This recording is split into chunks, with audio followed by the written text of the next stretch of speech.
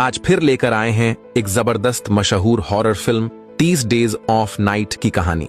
America के उत्तरी हिस्से में बसे एक छोटे से सुनसान शहर अलास्का के बैरो में हर साल सर्दियों के दौरान लगातार 30 दिनों तक रात छाई रहती है। इस लंबे अंधेरे के मौसम में कुछ स्थानीय लोग शहर छोड़कर दूसरी जगह चले जाते हैं, जबकि कुछ बुजुर्ग, बीमार लोग और बच्चे वहीं रह जाते हैं। अंधेरी रातों के शुरू होने से ठीक एक दिन पहले शहर के बाहर समुद्र में एक विशाल क्रूज जहाज दिखाई देता है। उसी जहाज से एक अजीब सा आदमी नीचे उतरता है। ऐसा लगता है मानो वह किसी खास मकसद के साथ इस शहर की ओर बढ़ रहा हो और यह संकेत दे रहा हो कि बहुत ही भयानक घटनाएं होने वाली हैं। उसी रात शहर के कुछ स्लेज कुत्तों को बेरहमी से मार दिया जाता है। इस घटना ने शांत पड़े इस छोटे से कस्बे की शांति पूरी तरह तोड़ दी, लेकिन लोग अपने उड़ान की तैयारियों में इतने व्यस्त थे कि किसी ने भी इस अजीब वारदात पर ध्यान नहीं दिया।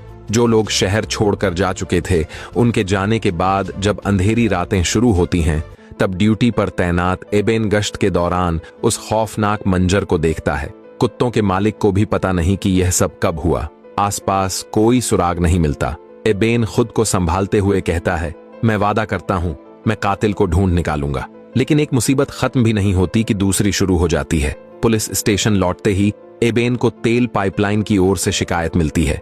वह तुरंत मौके पर पहुंचता है। वहां के मजदूर बताते हैं कि हेलीकॉप्टर के कुछ जरूरी पुर्जे चोरी हो गए हैं। रोजी रोटी का सहारा ही जब तोड़ दिया जाए तो गुस्सा आना लाजमी है। लगातार हो रही इन अजीब घटनाओं से एबेन के मन में डर और बेचैनी घर करने लगती है। उसी समय सिग्नल स्टेशन पर भी कुछ गड़बड़ होती है। ड्यूटी पर मौजूद एक कर्मचारी को बाहर से दरवाजा खटखटाने की आवाज सुनाई देती है। ओल्सन उठकर बाहर की जांच करने जाता है। तभी अचानक ऊपर की लाइट बंद हो जाती है। सच्चाई जानने के लिए वह टॉर्च लेकर बाहर निकलता है। बाहर निकलते ही उसे एक काली परछाई तेजी से गुजरती हुई दिखाई देती है। अजीब बात यह है कि नीचे आने पर उसे कुछ भी नजर नहीं आता।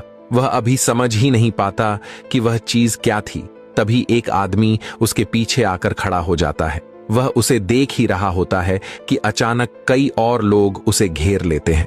उनकी रफ्तार इंसानों जैसी बिल्कुल नहीं थी। वे किसी और ही दुनिया के लग रहे थे। ओल्सन मदद के लिए चिल्लाता है, लेकिन अगले ही पल वे दरिंदे उसे मार डालते हैं और खा जाते हैं। और अब इससे भी ज्यादा खौफनाक घटनाएं होने वाली थीं।